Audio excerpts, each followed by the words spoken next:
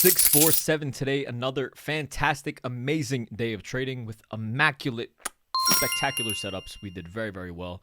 Day traded the market up and down. Worked out fantastic. But today, we're going to take a look at what the hell they're doing with these large tech stocks. Google, up almost $10 for the day. AVGO, Apple, all showing amazing strength. In today's video, we're going to take a look at the large tech stocks, the SP500, the NASDAQ, the Russell, what the next steps are for the overall market. Are we going to dip? Are we going to rise? Stay tuned. First and foremost, they are really, really starting to play around. When you extend this trend line that we've been watching, this is the ES on a daily. If we extend this to the right, we get a much better picture of the fact that we are trying to tap. We're trying to tap again after having two closes below. After closing below 60.50, we have bounced off of this level and we are tapping back at the trend line. This is ridiculous. This is very, very strong. This is very, very bullish. And this is primarily because of tech stocks, namely Google. Hello, Google. Up $10 today, up another 5%. Up. How much are you up in the past few days, Google? Up 11%. Nice. In the past two trading sessions, all because of their Willow quantum computer chip. The quantum computer chip that says that there's multiple universes, that indicates multiple universes exist. Basically, what it is if you took all of the computing power of the fastest supercomputer, the fastest supercomputers would take 10 septillion years to solve a problem that only took Willow's quantum computer chip 5 minutes. It only took 5 minutes to do something that it would take all of the current supercomputers septillion years. I don't know what this number is. This is 100 million, a billion, trillion, way more than 100 trillion. It took Willow 5 minutes. So this is definitely cutting edge technology. This is definitely, if you think about it, this is also going to be a very, very big blow to chips. If Google has this computing power, they better be making their own chips. They better be trying to figure out how to compute these things without relying on mainstream industry chips. And it's going to be really big. So AVGO, Broadcom, just recently partnered with Apple to make their own partnership. Let's go ahead and check that out. Apple is turning the heat in the AR arms race and teaming up with Broadcom to develop its first ever server chip designed specifically for AI, dubbed Baltra. The chip is expected to hit mass production by 2026 and will use Taiwan Semiconductor's cutting-edge N3P process. This isn't just a hardware play. It's Apple's bid to cut reliance on NVIDIA's pricey processors while giving its AI ambitions a major boost. NVIDIA and AMD are not going to be the mainstream industry leader in chips. All of these large tech stocks will have to outsource and make chips designated for their specific use case. No, God! So, no, God, please, no! when AI-related companies, when AI startups and things of that nature begin to develop, if they're all developing on NVIDIA, NVIDIA has access to all of that data. NVIDIA has access to all of that data. These large companies do not want NVIDIA, AMD, which are basically the same company. They're run by cousins. AMD and NVIDIA's CEOs are cousins. They don't want all of them to have the data of what they're processing.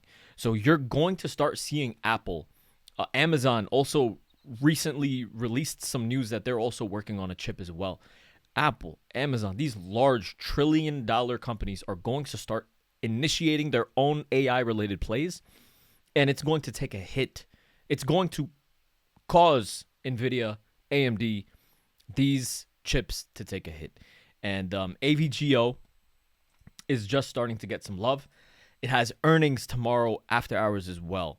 So this could be very, very fun here for AVGO. But then when you also look at just how Apple is responding to it, Apple obviously did very, very well with the news, but then with the overall market taking a bit of a tumble, it closed again below 247, but it tapped above 250 today. Apple hit 250 after just a massive, massive rally. If AVGO has good earnings tomorrow, why would Apple fall? Why would the rest of these tech stocks begin to fall? This is a this is a end of year, just very, very bullish thing that just occurred for tech stocks. Just the fact that Google just ripped like this. The fact that Tesla ripped above not only 400, it ripped above these wicks where people were starting to become bearish. Like, oh, wow, Tesla is skyrocketing. It's gapping up. Oh, it's having these wicks. No problem. Tesla ripped above 420, ripped above 424. This is just unbelievable at the moment. And Tesla is another stock that's going to benefit a lot from chips, from cheaper chips. If AVGO can partner with Apple to create cheaper chips, this is going to help Tesla, especially once Trump gets into office. Tesla is going to skyrocket. Tesla, once he puts a foothold in office, once Musk is on mainstream media a lot more, with this partnership with him and Trump, Tesla is going to skyrocket a lot more into definitely, like, it's going to be one of the winners. This is phenomenal for the stock market. This is phenomenal for bulls. This is just absolutely mind-boggling to see into Christmas, into the end of the year. This is just overall amazing stuff. Amazon, new highs. New highs on Amazon, closing above the 618 level, closing above 230. No problem. Microsoft, new highs. Breaking up. We're bound to see above 450 on Microsoft as well. Clear as day, just rip to the upside. We had a red day, just a continued move. This is just very, very bullish stuff that we're seeing on Microsoft and Amazon. Meta had a bit of a tumble at this 4.218 extension. 4.236 extension. Sorry. 4.236 Fibonacci extension. Generally, we should have gotten a bit of a pullback here. And we did, right? We did get a bit of a pullback here. Got a bit of a red day. What ended up happening, we closed above it. Where did this level start from? I started this level back in August of... This was back when the market initially started to tumble. So I made a fib level from the highs to the lows, and this is the extension. This is the extension to the upside. And we just closed above it. I wasn't expecting this to get hit and close above. I was expecting a bit of a pullback. But we didn't take a trade. Regardless, we closed above it. This is extremely, extremely bullish stuff. Where is this going to head? This is just a clear-cut bull flag. We ripped. You just take the length of this pole and you essentially just, and just bring it to the bottom of this. And we're almost at the target for the bull flag. This can easily go to 650 still. Very, very bullish stuff. Very, very bullish stuff. You saw Tesla, Google, Netflix. Let's take a look at Netflix. New highs on Netflix as well. What's new? All of these large tech stocks. What's new? Had a huge day in general. The NASDAQ, new highs. Brand new, fresh highs on the NASDAQ. We could easily see 21,933 on the NASDAQ, which would essentially, how far away is that? 0.5%? 1% away? That would be essentially on the Qs. When you're looking at it on the Qs, we still have a level at 550 that we can hit. We could still hit 550. Now, this is very, very, very bullish. There's new components and there's new mechanisms at play within the market that justify the market rising. there's new technology being anointed publicly with the market as well, which is very, very bullish. When something like this occurs, what I am very, very interested in is if there are quantum computer crypto coins. That is something that would be a really, really, that would be something really, really innovative.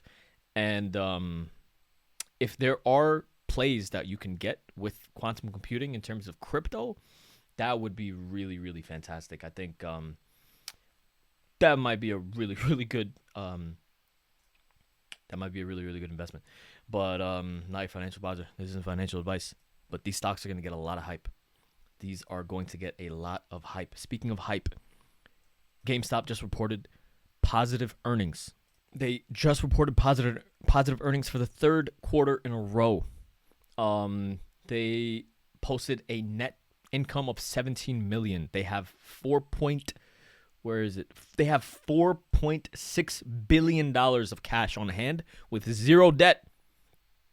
This is outrageous. For GameStop to have this much positive equity, to have this much cash on hand, and to be shorted this aggressively is very, very concerning for people that are short. And there's a reason why many people that make videos like this of GameStop and etc. and make posts, their posts get deleted or their channels get erased because there is so much, hundreds of billions of dollars, just tens of billions at minimum, that are at play here to make sure GameStop's price does not increase. And it would make sense. It would make sense for a company that was on the brink of bankruptcy. It would make sense. But technically, guys, GameStop is technically 1 quarter away from being able to enter the S&P 500. So one of the main requirements for a company to enter into the S&P 500 is they need to have $14.5 billion in market cap. GameStop has about $12.8 billion or $13 billion in market cap. They also need to have 4 quarters in a row of positive earnings. GameStop only has 3. So technically, GameStop is only a quarter, maybe 2 quarters away from entering into the S&P 500. I don't think that's going to happen, but to irrationally be short a company that has tons of people very, very bullish on it, to be so bearish on a company like that, it's very, very manipulative, and it does not make any sense. And there should be some fireworks that come in 2025 on GameStop. And so far, so good. This is one of the first times in history that after reporting earnings, GameStop just doesn't tumble. I wanted to buy the dip. I wanted GameStop to tumble. Because generally, after earnings are released, we get a huge rip to the downside. Everyone just becomes bearish. Oh, it doesn't matter what earnings are. We're always going to fall.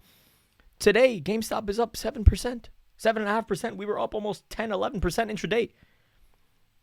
That does not happen. And this is a testament to just 3 quarters of positive net income in a row. Roaring Kitty coming back. Lots of bullish sentiment. The technicals are really, really good on GameStop as well. The moving averages look really, really bullish on the daily. The 50, the 100, the 200 all look very, very bullish. When you look at it on the weekly, everything is crossing above. The 50 crossed above the 100 and the 200. The 100 crossed above the 200. This is leaning very, very bullish. And then when you look at it on a monthly chart,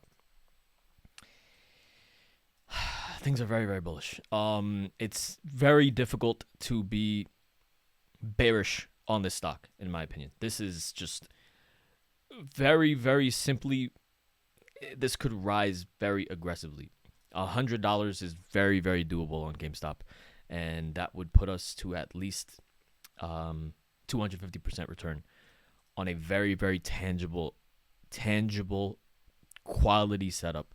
Whether this move occurs in 1 month or 2 months, this is setting up for a very, very big move. If you looked at this on any other sort of chart, if you were looking at a stock where all of the moving indicators were bullish, where the buying pressure was there, where we held support very, very well, where we started to hold multiple green weeks in a row. This is the first time that we had multiple green weeks in a row. 1, 2, 3, 4, 5, 6 green weeks in a row. This week could be 7. We could have 7 green weeks in a row. This is, I don't know, the guys, this is really, really setting up for a very, very big move. We had 3,500% gains that I shared. I shared a recording of me having 3,500% gains on an account. I did it live. There were people that were up 5,000 to 6,000% on the play. I shared it with the group back in May. Every single time that I've been monitoring GameStop, I have genuinely not lost a trade on GameStop on these cyclical moves that I'm expecting. Okay, and there's this is just free game. I am getting into January 2026 and 2027 calls. This is not financial advice. I'm not a financial advisor. I do expect a move to occur within the next few months. So I want to give it some time. I want to not aggressively get something for February and hope a play happens in January. I'm giving it some time. And once the price falls lower, that's when I want to get a bit heavier in more shorter dated calls. But for now, GameStop is going to be a huge winner again. It was a huge winner for me back in May. Life-changing. And it's going to do that again. So most likely it's going to do that again. I could be wrong. 2026, 2027 at the money calls, guys. But do it responsibly. It is what it is. But all things are leading very bullish. This is kind of crazy that as I was expecting a move to occur into January, by the end of January, Roaring Kitty appeared again and he tweeted, it's there. It's there. It's there. It's there, guys. So I don't know what else to say. This is just a very, very amazing opportunity overall. These large tech stocks are doing very, very well. The Russell is not, however. The Russell is not doing too hot, but this is starting to become a wedge, and this is most likely going to rip to the upside. We need to remember to get into IWM calls. We need to get into IWM calls generally in the middle of December into the end of February. That's when the Russell just rallies. That's when you see all these random bullcrap penny stocks do very, very well in January. That's when you see IWM-related stocks, Mara, of course, but have you guys remembered like Ride, Run, Sunrun, Roku, Snow, random stocks like that? They start to do very, very well in January as well because they are economically sensitive stocks. The Russell, this is going to do seasonally. This should be doing well into January, and February. After we get a bit of a pullback, hopefully, I don't know how we're gonna get a bit of a pullback now that freaking Willow just released news, man. But it's kind of crazy. It is kind of crazy. This is just a very, very bullish development. And tomorrow we need to see how AVGO responds to earnings. I don't want to become aggressively bullish up here at all. What I would rather do is be patient for a pullback. If the pullback does not happen, so be it. We're not going to chase. We cannot chase. This is just amazing to see. There's so many bullish headwinds going on in the market. The last thing that we really need to look out for is towards the end of the month when Powell is going to give his speech and everything. So maybe that would be a turning point for the market. We'll see what ends up happening. But so far, man, this is just this is some crazy stuff, man. NVIDIA is holding support, spectacular. AMD is Was very, very overshot to the downside. It's holding, which is also good. Let me throw this. So it opened outside of the lower level of the Bollinger Band. Let's take a look at SMH. SMH's mother fudger decided to bounce off of the 200 again. So, yeah. And I wanted to go long AMD. I wanted to go long AMD this morning as well. Hopefully we can get a bit of a pullback. Hopefully we get a bit of a pullback on AMD and play a bit of a bounce up to 135. SMH is the ETF, the semiconductor ETF, and it bounces off of the 200 simple moving average almost every time we get to it. And yesterday we were monitoring it, and it decided to bounce again this morning. What's new? But with that being said, guys, really interesting stuff heading into the end of the year. It would make sense why hedge funds start to, if you start seeing bearish flow, those are just hedges. We haven't really seen bearish flow at all, really. We have not seen bearish flow really at all. Large bearish flow that comes in is most likely going to be hedges, and they're not going to last very long. This is just, if we do have a pullback, it'll be shallow. I can't see how we would have like an aggressive rally ending pullback.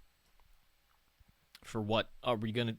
I don't know if we're gonna have like a. I don't know if we're gonna have like a 10-12% pullback until after Q1. Maybe, but I'd be shocked. But god damn, if we do, just remember, guys, the one thing that we have to continue monitoring is J&K TLT. If J&K TLT start to really collapse, this is basically the junk bonds are the numerator, TLT is the denominator. Junk bonds are crap. TLT is the 20-year bonds. Very safe, lower yielding asset. So the higher the numerator goes, obviously the higher this instrument goes. But when this instrument moves higher, it means that the market is not really showing bearishness. When crappy bonds are doing very well, it's not a bearish sign for the market. It doesn't make sense. Does that make sense? So if something is yielding like a very high percentage return and people are buying into it for short term, it's not a bearish sign for the market. What is a bearish sign for the market is when JNK, when people are not willing to buy that crappier numerator, the junk bonds, that's what ends up happening. What ends up happening is the market starts to tumble. When the market starts to when this starts to tumble very aggressively, this is a precursor of what is yet to come on equities. So we're not at that level yet. We are not there yet. Clearly, we're in still euphoric state. J&K TLT is doing really well. So this is not some, oh my god, a bear. This doesn't hint anything bearish. The VIX also is very bullish. This is crazy. The VIX is also just trading still.